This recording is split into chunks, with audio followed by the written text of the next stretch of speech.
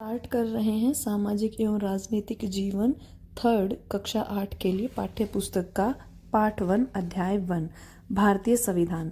इस अध्याय में हम फुटबॉल के खेल से अपनी बात शुरू करेंगे। आप में से ज़्यादातर बच्चों ने इस खेल के बारे में ज़रूर सुना होगा, बहुतों ने खेला भी होगा। जैसा कि इसके नाम से ही अंदाजा हो जाता है, यह खेल पैरों से संबंधित है। फुटबॉल का यह नियम यह है कि गोलकीपर के अलावा और कोई खिलाड़ी गेंद को बाह से छू नहीं सकता। अगर किसी खिलाड़ी की बाह गेंद को छू जाती है तो इसे फाउल या गलत माना जाता है। कहने का मतलब यह है कि अगर खिलाड़ी फुटबॉल को हाथों में लेकर एक दूसरे को थमाने लगे तो इस खेल को फुटबॉल नहीं माना जाएगा। इसी तरह हॉकी या क्रिकेट आदि दूसरे खेलों के भी कुछ तय नियम होते हैं। इन नियमों से खेल को परिभाषित करने और अलग अलग खेलों के बीच फर्क करने में मदद मिलती है। इन खेलों की तरह हम हर समाज के भी कुछ मूलभूत नियम होते हैं। उन्हीं से समाज का स्वरूप तय होता है और अलग अलग समाजों के बीच फर्क तय होता है, फर्क का पता भी चलता है।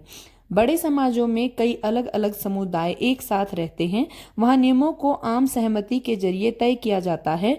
आधुनिक देशों में यह सहमति आमतौर पर लिखित रूप में पाई जाती है। जिस दस्तावेज में हमें ऐसे नियम लिखे हुए मिलते हैं उसे हम संविधान कहते हैं। कक्षा 6 और 7 में भी सामाजिक एवं राजनीतिक जीवन की पाठ्य पुस्तकों में हम भारतीय संविधान पर चर्चा कर चुके हैं।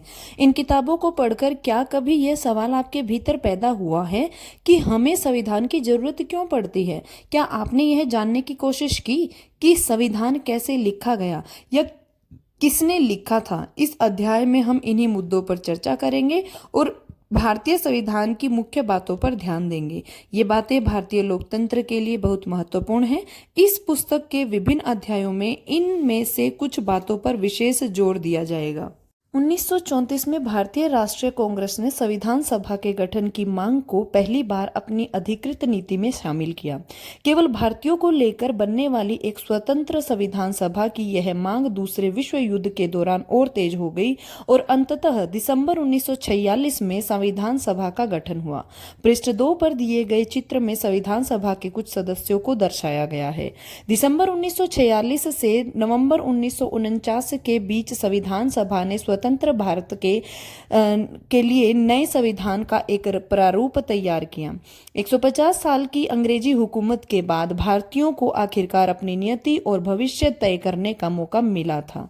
संविधान सभा के सदस्यों ने स्वतंत्रता संघर्ष से उपजे महान आदर्शों को ध्यान में रखते हुए इस काम को गंभीरता से अंजाम दिया। संविधान सभा के कामों के बारे में आप इस अध्याय में पढ़ेंगे। बगल में दिए गए चित्र में प्रधानमंत्री जवाहरलाल नेहरू संविधान सभा को संबोधित कर रहे हैं। किसी देश को संविधान की जरूरत क्यों पड़ती है? आज दुनिया के ज्यादातर देशों के पास अपना संविधान है। आमतौर पर सभी लोकतांत्रिक देशों के बारे में उम्मीद की जा सकती है कि उनके पास संविधान जरूर होगा, लेकिन इसका मतलब यह नहीं है कि जिन देशों के पास अपने संविधान होते हैं वे सभी लोकतांत्रिक देश ही होंगे।